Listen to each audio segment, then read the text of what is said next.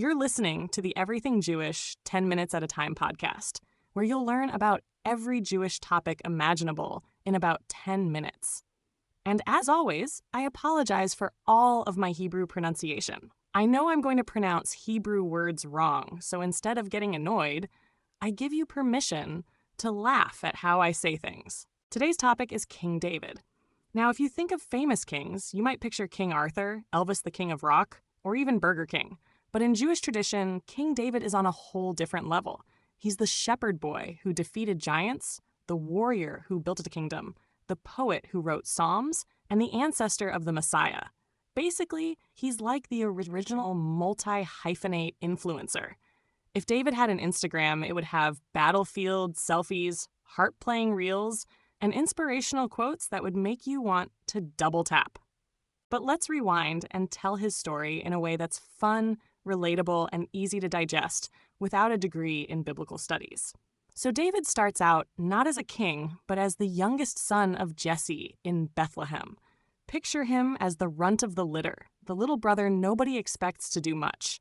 He's off watching sheep while his older brothers are out doing more important-looking stuff. But here comes the prophet Samuel, basically the talent scout of ancient Israel, sent by God to anoint the future king. Everyone assumes it'll be one of the tall, strong older brothers, but no, it's David, the kid in the fields smelling like sheep. This is like the ultimate underdog movie script, straight out of Hollywood. If this were a sports draft, David would be Mr. Irrelevant, last pick, and then somehow become the MVP. That's one of the big lessons of his story. Don't underestimate the quiet kid who's good with a slingshot and has a lot of faith. And that leads us right into his most famous moment, Goliath.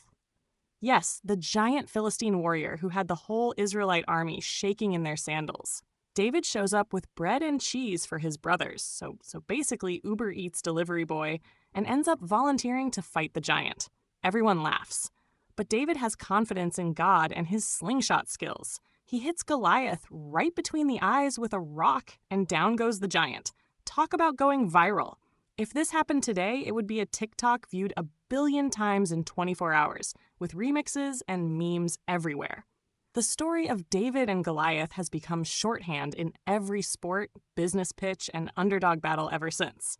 Whenever the little guy takes on the big guy and wins, you're basically quoting King David's highlight reel. After that, David starts climbing the ranks fast. King Saul takes notice, and suddenly David is playing the harp in the palace to calm Saul down from his bad moods. So David is both the warrior on the battlefield and the musician on Spotify's Top 100. Saul, at first, loves him. He's like, this kid is amazing. But as David's popularity skyrockets, Saul starts feeling jealous, like a celebrity seeing a younger star stealing their spotlight. If Saul had Twitter, he'd be subtweeting David with cryptic, angry posts. This tension grows, and Saul eventually tries to kill him. David ends up on the run, gathering his own crew of loyal followers, kind of like Robin Hood in the forest. The whole saga feels like a mix of Game of Thrones and a Marvel origin story.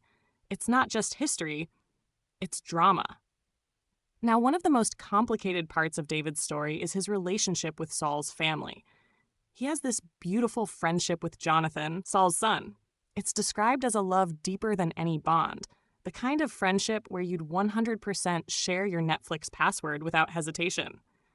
Jonathan protects David from Saul's rage, and their loyalty to each other is legendary.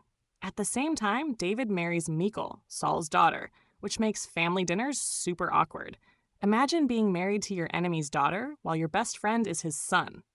Talk about drama that would make even the Kardashians jealous.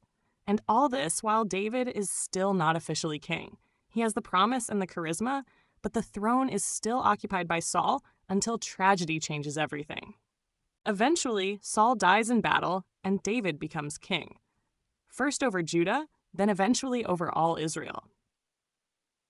This is where David truly shines as a leader. He makes Jerusalem the capital city, which becomes the spiritual and political heart of the Jewish people. Think of it like moving the capital from a small town to Washington, D.C., and then building a White House and a Capitol all in one. He brings the Ark of the Covenant into Jerusalem with music, dancing, and celebrations, which sounds like a mix of a religious ceremony and Coachella. David is seen as the model king, the one who unites the tribes and establishes Israel as a strong kingdom. His reign becomes the standard by which later kings are judged. Every future leader gets compared to him, kind of like how every basketball player gets compared to Michael Jordan. But here's where things get messy, because David is not perfect. In fact, he has one of the most infamous scandals in the Bible, Bathsheba. While his soldiers are out at war, David sees Bathsheba bathing and decides he wants her, even though she's married to Uriah the Hittite, one of his loyal soldiers. He arranges for Uriah to be sent to the front lines where he's killed, and then David takes Bathsheba as his wife. Yikes. Even kings make huge mistakes. The prophet Nathan confronts him with a brilliant parable about a rich man stealing a poor man's lamb, and when David gets angry at the injustice, Nathan hits him with "You are the man!" It's the ultimate mic drop. David admits his sin, repents deeply, and though his life gets harder afterward, his willingness to own up becomes a central part of his story. What's fascinating is how Jewish tradition remembers David. He's both the flawed human and the chosen king. He writes many of the Psalms, which are still prayed, sung, and recited today in synagogues, churches, and even on Spotify playlists. Those Psalms cover everything from joy to despair, praise to guilt, and they remind us that faith isn't about being perfect, but about being real. David's voice is raw and emotional, which makes him timeless. At the same time, tradition holds that the Messiah will come from the line of David, which adds this whole layer of future hope. So, when people talk about the House of David, it's not just history, it's destiny. He's not just one of the kings, he's the king in Jewish memory. Culturally, David has also taken on a life of his own. Artists, writers, and filmmakers have reimagined him for centuries. Michelangelo sculpted him as the ideal Renaissance man. Musicians sing about him in pop songs. Hello, Leonard Cohen's Hallelujah. Even sports teams named after underdogs love using David versus Goliath imagery. In Jewish culture, he's both the warrior king and the sensitive poet, which makes him relatable on multiple levels. He's not a flat character, but a full human being with triumphs and failures. If he were alive today, he'd probably have a hit reality show, best-selling memoir, and a line of inspirational merch. King David, from shepherd to superstar. Coming soon on Netflix, he's everywhere, and his story keeps getting retold because it resonates with all of us who know that being great doesn't mean being flawless. So that's King David. Shepherd, slayer of giants, harp player, fugitive, king, sinner, poet, and symbol of hope. His life is like a season of prestige television, full of cliffhangers, betrayals, romance, scandals, and redemption arcs. And through it all, he remains one of the most human and relatable figures in Jewish tradition. You don't have to be religious to appreciate his story, because at its heart, it's about courage, ambition, mistakes, and second chances. And honestly, who can't relate to that? Thanks for joining me today on this deep dive into the life of King David. Remember, if you ever feel like the underdog facing your own Goliath, just grab your metaphorical slingshot and aim true. That's all for now, and I'll see you next time on Everything Jewish, 10 minutes at a time.